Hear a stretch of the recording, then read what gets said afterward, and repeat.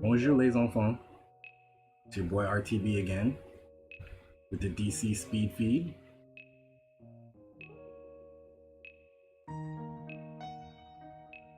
Just want to remind everybody, I am not a financial panther, but I think honestly, guys, I think the regulators get it, as we'll see a little bit later on in this discussion. But let's go ahead and jump into it then.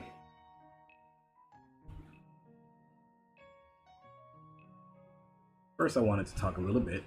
Let me turn this down in my ear. First, I wanted to talk a little bit here about promoting some of my own stuff. Steemit, which is just a project that I'm doing here, which is an ad diet, wherein I am experimenting with not buying things that are advertised to me. Basically, that's it. And if I do slip up, which, as you see in this case, I have, with Chick-fil-A here in Atlanta recently, I will give people who comment on this Steemit post specifically and only on Steemit Dogecoin. So go ahead if you want some free Dogecoin. I'm giving it away. Just go ahead and comment on that post.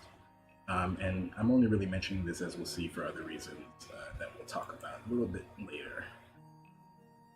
Another Steemit post here to talk about really quickly from FT Lion, I believe, in cryptocurrency, is just about the, what is that program called again? I can't hear. Silicon Valley, that's right. And so I'm sorry guys, I'm not caught up with the show. I think I stopped at like the first season. I think it's a funny show for sure. But this quote from this character, I think, is very cool. It's pretty much my own sentiments on a lot of things.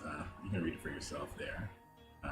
But okay, I'll read. Yeah, there are very few things that I will defend with true passion.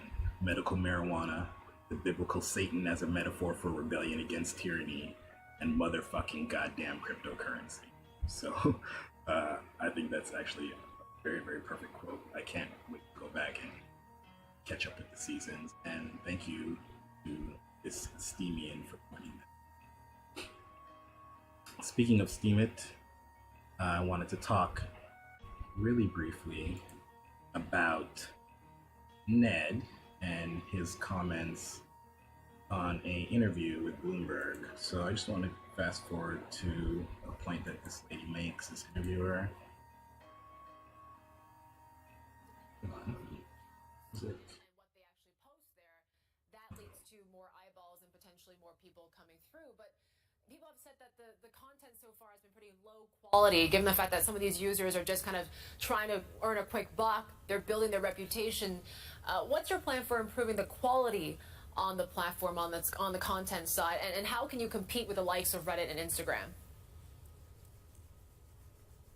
Well, one of the big ideas for the advent of the entire system was that we would use a cryptocurrency to absorb wisdom of the crowd that would then inform objectively, or generally objectively, where the quality content was, and you could use that to really create a trending page of content where you see the highest quality content at the top.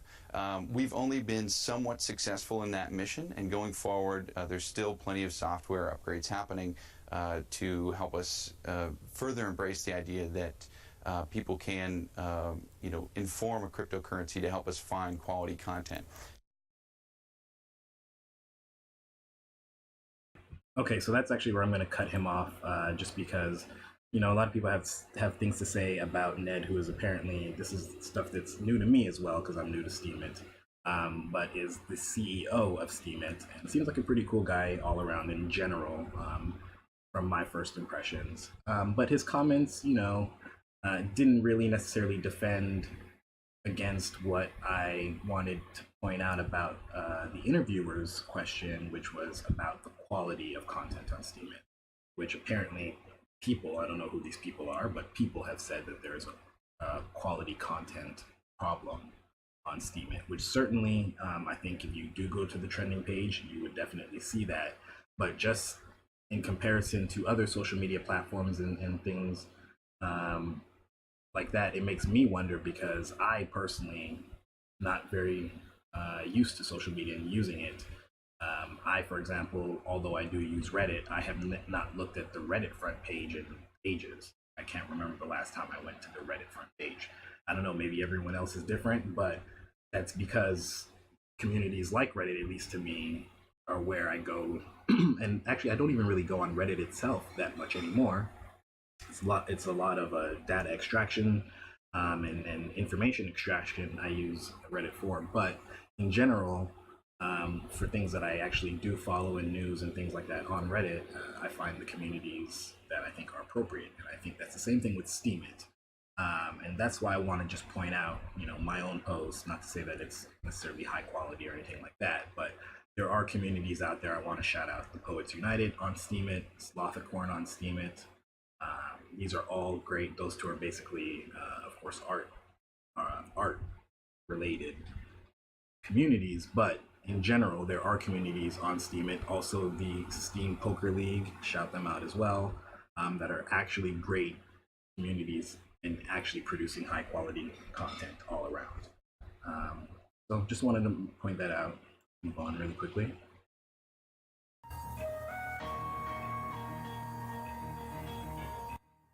Uh-oh, bad music coming in because we know we're talking about price. Just kidding, but we are talking about price. Really quickly, what's this guy? Of course, we know Tom Lee. If you're not familiar with Tom Lee, he's a big advocate of Bitcoin. I believe he's an investor or a researcher for investment groups.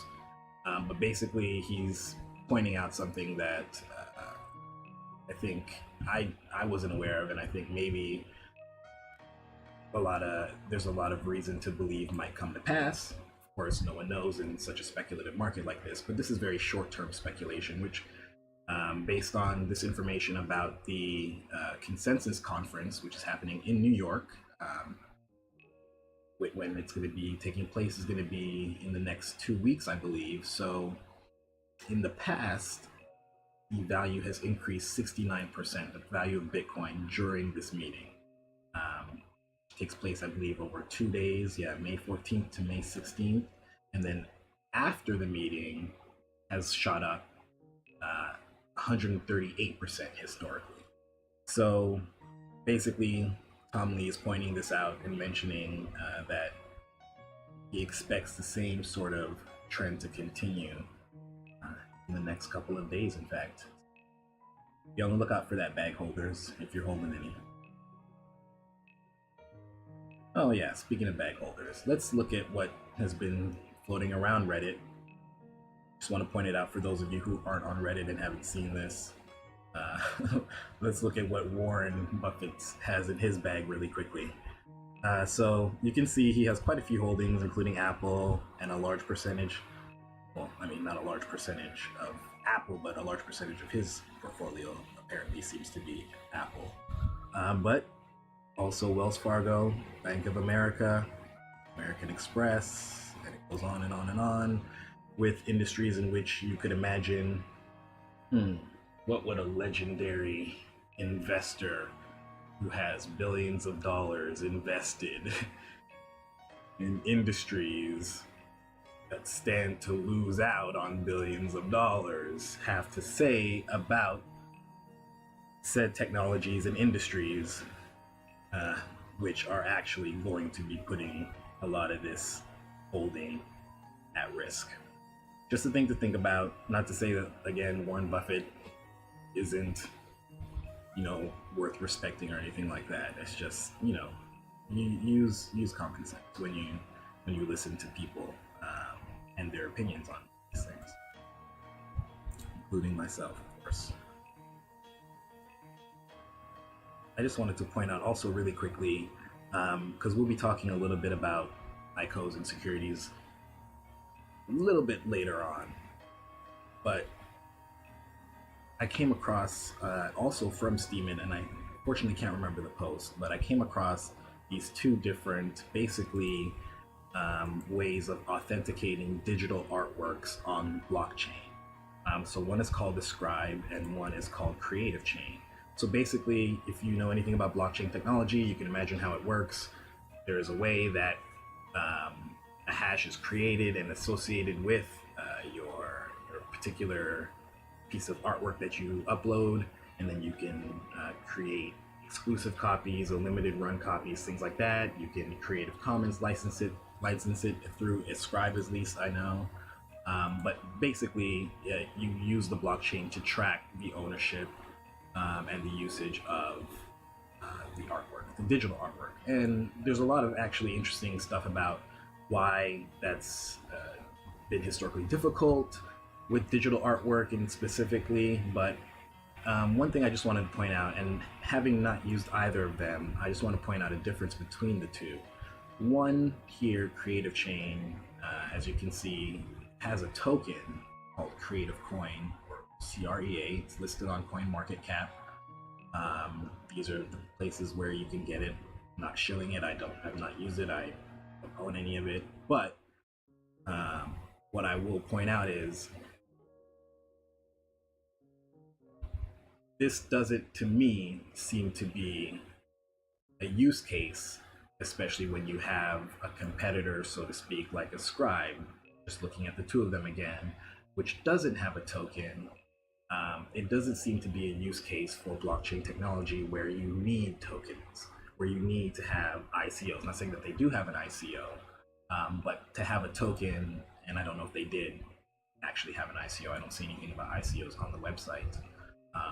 But tokens in general are just one part of the entire structure of the technology that holds up Bitcoin. The coin is only one part of it, the hypothetical coin. The tokens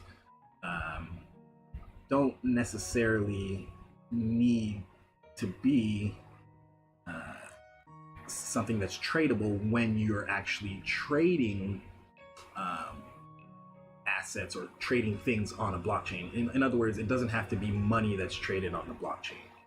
You can trade other things that are not things that people are trying to put an actual monetary value to. For example, with Ascribe, you can put your Creative Commons artwork on a blockchain. But again, I haven't used either of them, but it's just important, I think, to think about all the use cases for the technologies that are coming out of cryptocurrencies and how they're separate, and how in all cases it may not be necessary to implement every particular aspect of what Bitcoin is. For example, the public ledger, the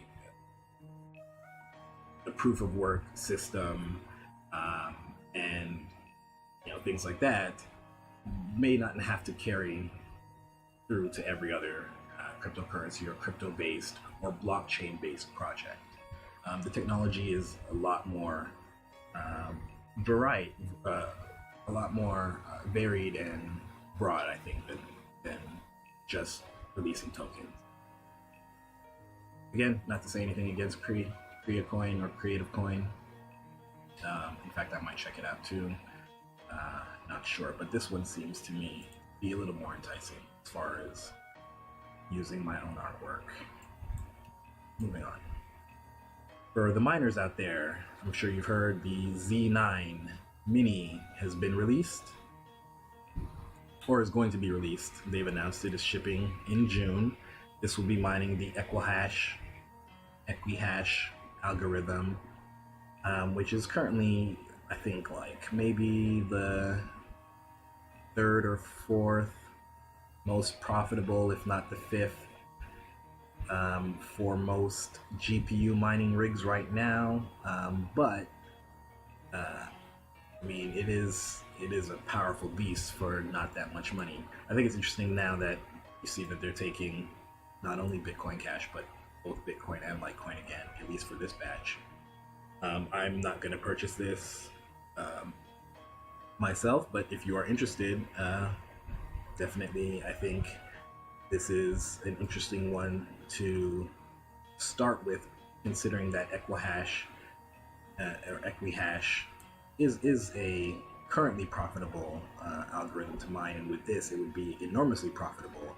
However, understand that that doesn't mean that a lot of the coins that are on this algorithm won't switch to a different algorithm or change their algorithm or fork to be ASIC resistant or to put these bad boys out of business. So that's one thing to always think about with ASIC miners, and why a lot of people consider GPU miners to be advantageous, which, speaking of really quickly, and by the way, I've dabbled in both, and literally only dabbled dip to toe. But for those of you that are interested, there is a sale on the GTX 1080 8GB, which is a very powerful card. You can go to whattomine.com to check out the specs for it yourself and what it can bring you, but it's about maybe $100 less than it was going for the past few months or so. And of course, this is probably as a result of the announcement of I think it's the 1180 course. So if you're interested, check it out. But they're not shipping yet. They're not in stock. You guys missed that boat. Really quickly, talking about Electrum. For those of you that don't know, Electrum is a wallet, cryptocurrency wallet, and they've pointed out and proven, in fact, that when they did that on Twitter and showed on GitHub that another website that's not electrum.org, which is the correct website to go to if you want to use the Electrum wallet. Again, it's electrum.org, O-R-G. A website from electrum.com, fraudulent Electrum website, was basically giving people malware instead of the wallet application that they were looking for. So just if you installed it in the past few days, if you're new to cryptocurrency and you've heard that Electrum is a good wallet, which a lot of people do think it is, I don't personally use it, so I don't know. But if you've heard it and downloaded it in the past few days, just make sure you went to electrum.org. Otherwise, you're going to need to go ahead and, of course, clean that install from your computer. Moving on. A little bit of local news for you. So, of course, this made kind of nationwide news here in the U.S. because Georgia was basically considering, it's funny when I think about it, I don't even want to say it, but they were considering a law that made it illegal to access any data, even public data, without previous authorization to access it.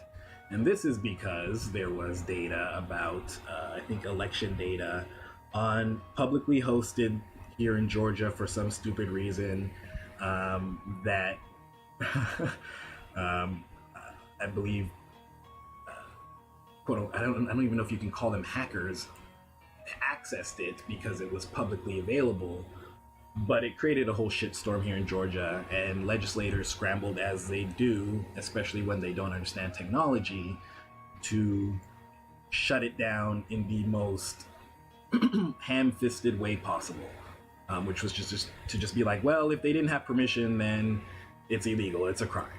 Thank God it did make national news, and people spoke out about it because it has been vetoed by the governor. So, you know, if you wanna read about some of the other vetoes that he's done, you can actually check the report here. But this bill, SB 315, which he made a statement on in this entire list of statements for his vetoes in the past, I don't know how long it is. I think it's the past past year. Go ahead and check that out. And in fact, inspired by my girlfriend, who apparently seems to get a response from legislators. Not that I expect him to respond, but she seems to do well in reaching them on this platform, which I also don't use, as I mentioned, because I don't do social media, but I have one. Let's thank Governor Deal. This will actually be my first tweet, my first composed tweet that I've actually written myself. Live here for you guys. Thanks for vetoing.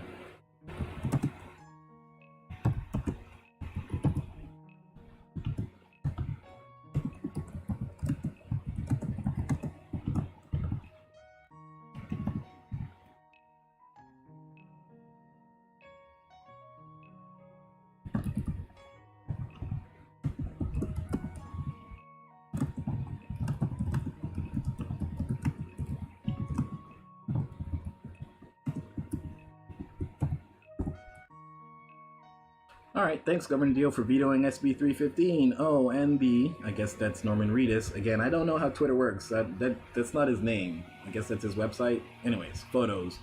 You made the internet very happy. First tweet being sent out. Thank you, Governor Deal. Can't always agree with conservative Republicans, but when they do something right, need to pat them on the back and say, I appreciate it. Thank you. So, there you go. Moving on. So, I don't know if you guys have heard, this is news from yesterday. In fact, I should have made it a headline, but maybe I'll fix it. But Bloomberg and Galaxy Digital Capital Management have launched their own benchmark index for cryptocurrency. So a couple of notes here. People, I'm sure, if you're not, Michael, can't say his name, Novogratz, is a investor who, along with Bloomberg, has launched the BGCI, which is basically market capitalization. Wait, get out of here. Market capitalization weighted and measures the performance of 10 U.S. traded cryptocurrencies, including Bitcoin, Ethereum, Monero, Ripple, and Zcash. I'd like to point out as well that they mention it as being representative of different categories of digital assets, including stores of value, mediums of exchange, etc., etc.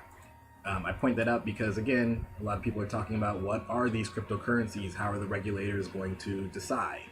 Well, the fact of the matter is there are a lot of things, and a lot of people, including Bloomberg and Galaxy Crypto, they agree that it is many things. According to Novogratz, he says the Bloomberg Galaxy Crypto Index brings unprecedented transparency to the markets. We're excited to help drive the decentralized revolution forward through the creation of BGCI. So we'll see.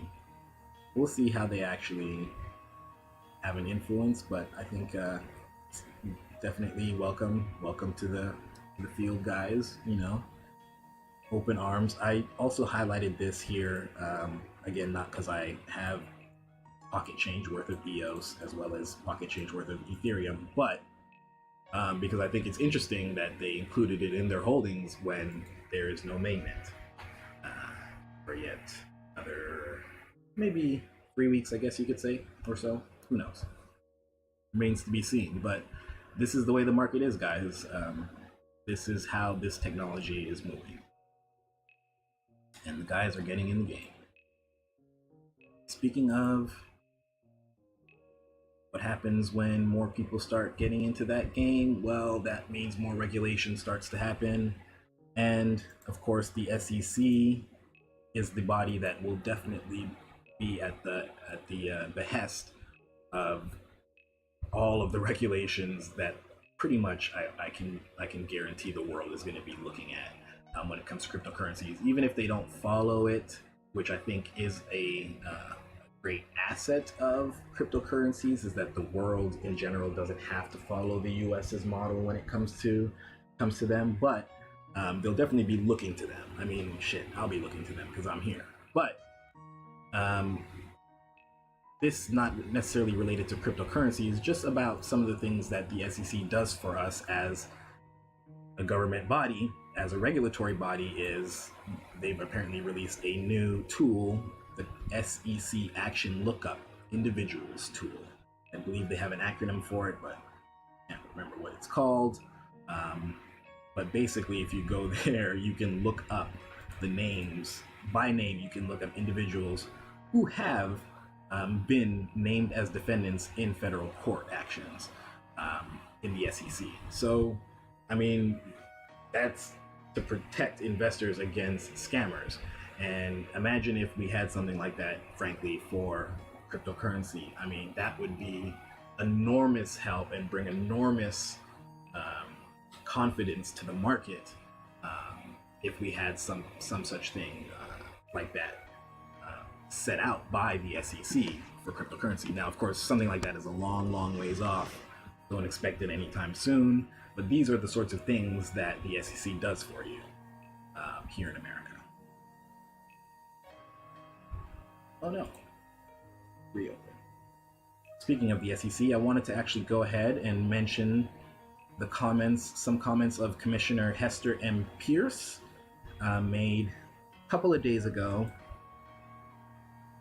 about cryptocurrencies and Bitcoin and the like. Oh, there you can see her. This is the person we're speaking of.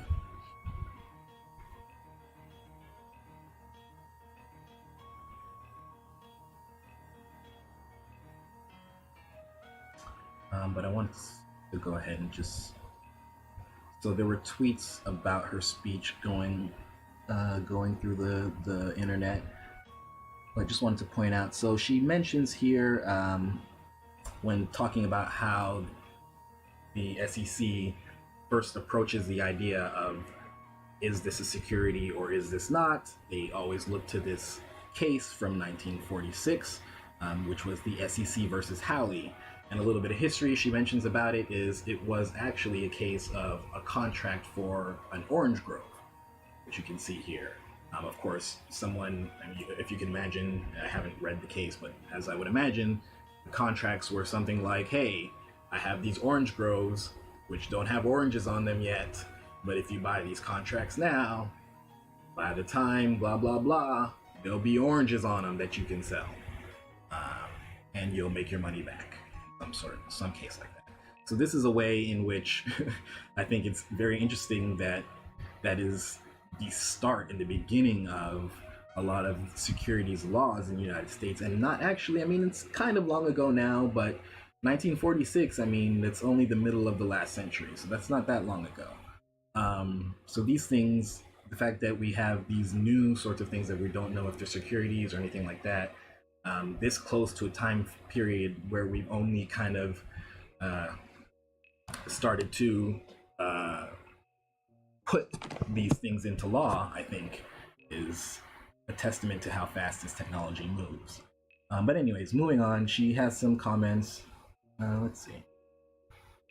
She mentions, of course, that ICOs are still in their infancy, and that she says it's important not to go ahead and simply copy and paste basically the way that they regulate securities in their current form onto the coins and ICOs if they are actually in fact designated as securities. She still thinks that even if these coins and ICOs are actually indeed securities of some sort, that the law will actually still have to be shaped and specifically tailored to them rather than put in a copy and paste manner from one set of regulations onto them.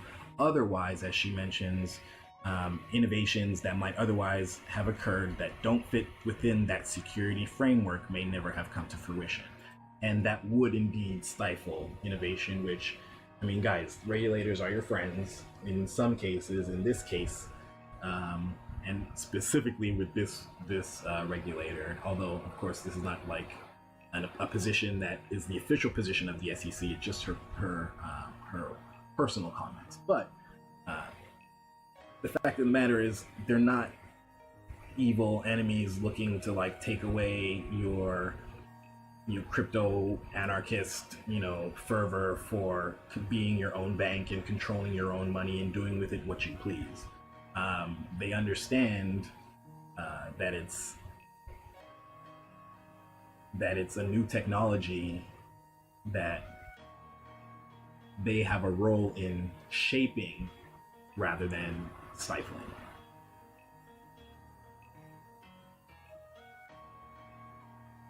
So they mentioned, of course, that some of them already do seem to fall under their jurisdiction, but it's not to say that all of them must be deemed security offerings, because the nature of the area is that it's still undeveloped, according to her. And as I mentioned, the best path to move forward is to evaluate them individually. I want to just read this last quote from her. Second, we must be careful not to let our lack of familiarity with new technology breed anxiety and therefore bad regulation. There is a risk when something truly innovative comes along that regulators will focus only on the harms the innovation may bring and miss entirely the opportunity it presents to improve people's lives. New technology does often bring with it risks. It can take time and the experience for developers to build in the proper safeguards. So, seems like a very reasonable and sensible opinion from someone who has a lot of power to regulate this stuff on actually regulating it. I want to also point out before leaving her comments, I don't know how long we're running here yet, but gotta go to work. It's interesting, yeah, like the SEC will pursue, according to her comments here, fraudsters regardless of whether they were using pre-revolutionary Chinese bonds or post-millennial ICOs. So if you do encounter fraud, notify the SEC, why don't you? I mean, like, let them know. She suggested that they create a website, which maybe they'll do, not necessarily specifically having to do with ICOs, but if you do encounter any of them out there in the wild, or you have been scammed, why not go ahead and let the SEC know? You can also email them, at fintech@sec.gov, apparently, but that's more for people to discuss their ideas about the technologies and innovations that they might be bringing to market, I believe. But I'm not entirely sure. For the purpose of discussing their projects and regulatory options, just contact them, I would say. I mean, who cares? It's an email inbox, right? And they put it out here on their website, and who knows how many emails they get. They probably none, honestly. So contact your legislators, contact people who make decisions, like I just did on Twitter with Governor Deal, giving him a pat on the back. Let them know that you appreciate her perspective, even if you just want to email her on regulation, and maybe ask for more information on how you can do more. Sounds like I'm giving myself a task to do. Hey, speaking of which, this is really the only reason why I wanted to come to this page, to see this ad, because of my ad diet. Let me take a minute. I will not be exploring this Warren Buffett archive. I'm sorry.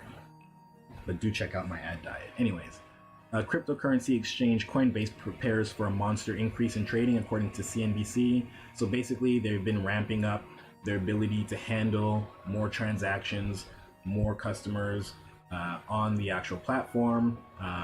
According to CNBC, this is just the quick notes. They've doubled the size of its engineering staff as well, because they're apparently expecting, I don't know, what did Tom Lee say about that conference?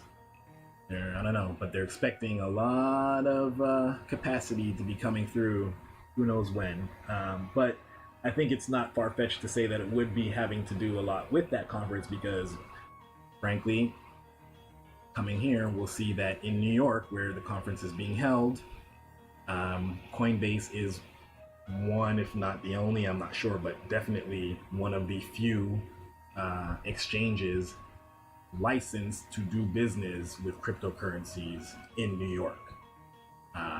They have 41 licenses in 39 states, and this is coming from their open letter, their public letter to the New York Attorney General, no less, about those upgrades that was mentioned in the CNBC article. So that's not what the whole letter is about, but they definitely talk about that. They talk about the fact that they are holders of a BIT license, which is New York specific license to basically do business with Bitcoin. I think it's interesting as well that they point out that 20% of their employees are working in their compliance group. They're going to be things like know your customer, dealing with DFS and things like that. So I could imagine if, as Tom Lee says, they're expecting the number of attendees to double at this conference from some 20-something thousand, 200,000, probably 20,000. But whatever, several thousand people to double, that's going to be a lot of people all at once opening up Coinbase accounts on their phone. So Makes sense. At least to me. Moving on. Other regulatory news, this one coming actually from the EU. As many of you know, the GDPR is actually coming into effect on the 25th, which a lot of people know or are familiar with as having to do with the right to be forgotten law, basically. And so for that right, if any of you are using local Bitcoins out there in the EU, or actually anywhere now, because they have to comply, you can go here to delete your personal data from local Bitcoins, which they hold for a maximum of 5 years. Go ahead and check out this whole post for more information about their policies, because it is their update to their terms of service. I don't use local Bitcoins. I've never used it. I've been interested in using it, but I don't like people. So, okay. So, a couple of changes I do want to point out, though, are that apparently you can only have one account per person unless it's a company, which can operate several accounts. I reported a couple of weeks ago about ID verification, which they weren't really clear on what the volume limits were that meant you had to be verified, that required you to be verified, and they still haven't clarified it here in this update. I guess I'd have to read the whole terms of service, maybe. Let me know if you're interested, if you use it, because I don't use it. I'm not gonna read terms of service, entire fucking thing. But if it's in there, let me know. But they, again, in the summary, they just say over certain limit, and also when advertising. And the final way in which they have to verify your ID is basically whenever you need to do any account recovery stuff with them, which makes sense, that last part. So just some regulation for you affecting local Bitcoins.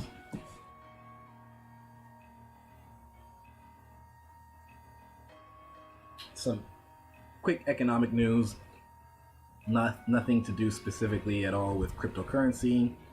This is the U.S. International Trade in Goods and Services report, having to do with March. So it's a couple months behind, but you know how it goes. So the U.S. Census Bureau of Economic Analysis announced that the deficit was $49 billion in March, which was down $8.8 billion. So for those of you who want to, you know, congratulate. For those of you who don't, let's go ahead and just read a little bit more. No, I'm kidding. But anyways, it's look at this dip. So I wonder what actually happened. I don't really know enough to say what accounted for such a huge dip in the deficit between March and February, but that's really good to see. Although, I mean, year to date from 2017, things have actually increased, but that's across the board. Imports have increased 9.1%, as well as exports having increased 6.8%. Now, of course, for deficit, you don't want your exports to be increasing. Certainly, you don't want them to be increasing more than your you don't want your imports to be increasing, certainly not more than your exports. Yes, that way. You want to export more than you import. You want to sell more than you buy. Buy high, sell low. You know how it goes. Those things are not related. I'm just joking. But yeah, you do want to make sure, as a government, as a country, that your deficit is low. I just wanted to also point out here about this here. So they break it down by country, and you guys can get this data. All of this is in the description below. The deficit with China increased by 700 million to about 35.4 billion in March. So it increased a little bit. The exports increased 1.6 billion and imports increased 2.3 billion. So that's interesting, especially when things like with OPEC countries, our deficit has decreased. Our deficit with Germany has decreased. I mean, we have a deficit with a lot of countries. Like, don't get me wrong. These are all the countries that we have a deficit with, at least listed here. China, the European Union, Mexico, interestingly, Japan, Germany, Italy, France, etc. These are the ones in which we have a surplus with. But I think it's interesting that China specifically has been increasing this March. And lastly, in the international news, hold on, let me run it. Wow, damn, this one's super long. Sorry guys, a lot of news. So interesting stuff to me. Anyways, apparently Iranians are buying billions in cryptocurrency, as you can imagine,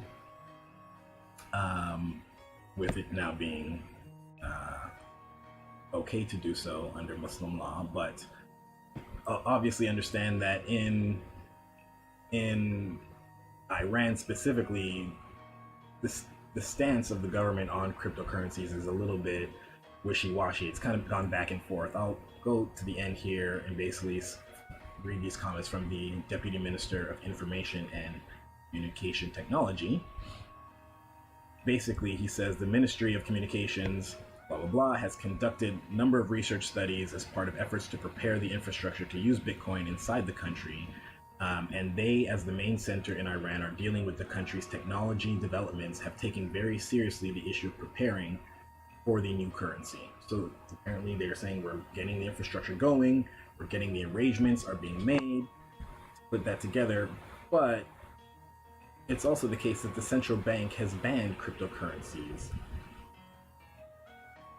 I mean, that's what they said. They said they banned cryptocurrencies, but that was only last month that they said that. But like, I'm not in Iran, so I don't exactly know how it works. The new ICT, I'm not going to say his name because I don't want to mess it up, but he said that the central bank ban does not mean the prohibition or the restriction of the use of digital currency in domestic development, which I'm not sure what that means.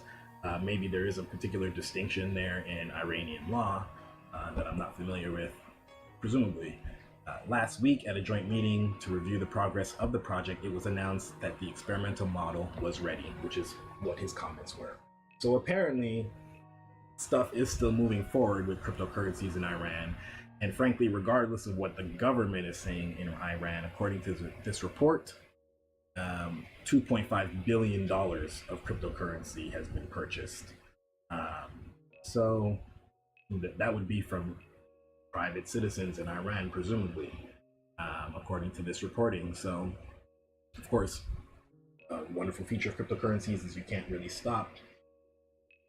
Your government can't really stop you from getting involved with them, but it's interesting, and it will be interesting to follow how the government's actual stance plays out. Do they actually ban it? Are they going to stop trading? I don't know.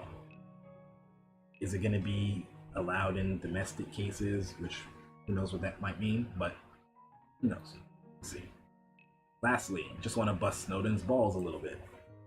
So this was posted on YouTube, I think actually months ago. Last month. Okay, well, Snowden, of course, had comments about Bitcoin and about tribalism, which were floating around again on the internet, which of course I think is important. Keep in mind that tribalism is bad. But also, I think people need to understand that there's differences between pure tribalism and I got my money in this shit. So that's why a lot of people take such fervent stances one way or the other. I think also there are a lot of people who frankly are very ideological on the issues between a lot of these coins, and I think that's not necessarily something that you want to quell in people, because you want people to have an understanding of the differences between technologies, like what is actually decentralized and what isn't, et cetera, et cetera. But definitely a lot of good comments from Snowden. First thing I just want to bust his balls. The video starts off weirdly it starts off with a jump cut, so there's not context for his statement, but he basically says he recommends never saying you own crypto as a privacy advocate, which frankly I would agree with, which is why this is busting his balls. But he then goes on to say he's used Monero. Snowden.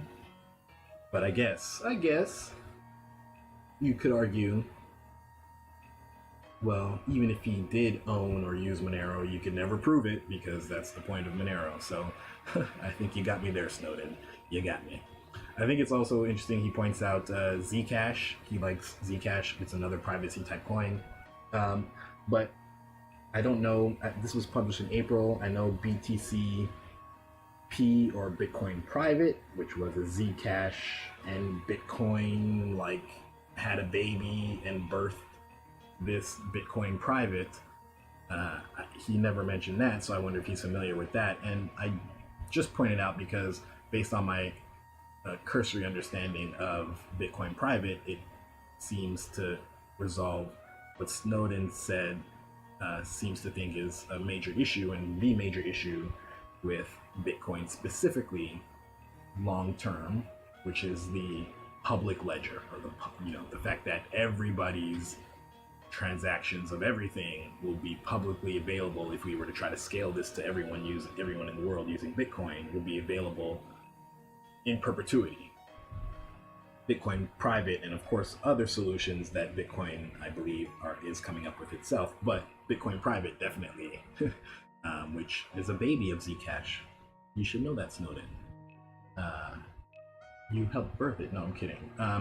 But anyways, it's a coin that would definitely solve that aspect of what is actually, frankly, a legitimate issue with Bitcoin when you think about it. If you wanted to scale it to the entire world, would you really want every single transaction between every single person ever in history on the blockchain, publicly accessible? I don't know. Anyways, I just want to fast forward here through to listen to his last comments. He talks about basically another issue with cryptocurrencies and Bitcoin specifically and things like that. Well, not specifically, but cryptocurrencies specifically, and technology in general, as far as what he calls the technocratic elites having basically more control than any of us can imagine or any of us thought and probably knew we were giving them now.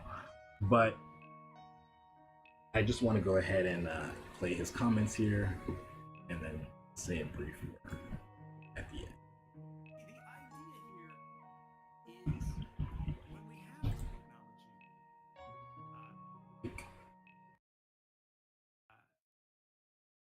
and our debates are based on people's knowledge, and they have an advantage in terms of knowledge, that's problematic. But it is not insurmountable because fortunately human intelligence is unevenly distributed. And there are young, smart people in every corner of the earth at every level of the income bracket. Inequality is a serious and growing problem, right? But I would rather be fighting a battle of brains than a battle of dollars. Yeah, so that's it. I mean, I definitely think that answer is optimistic, and I would tend to agree with it. I would want us to fight a battle of brains, and there are enough brains around the world. One thing that helps me see this every day, in fact, is Steemit, because it's a community of bloggers that are not just here in the US, but also in the Philippines, in Nigeria, in Germany, all around the world, of course, as you would imagine with the internet. But in a lot of cases, not all of these people necessarily have access to the resources that those of us that are here in the US or in other Western first world developed, whatever you want to call it, worlds have. And so I think, of course, the beauty of things like Steemit and the beauty of things like cryptocurrencies in general is the fact that I mean, if you go there and if you actually find the community, you'll find the people, the intelligence, and the quality content from people around the world who know more about, again, this technology that is fundamentally going to change the world than, frankly, people sitting in Wall Street offices. And that is an amazing thing today. And I think it's great that Snowden pointed that out.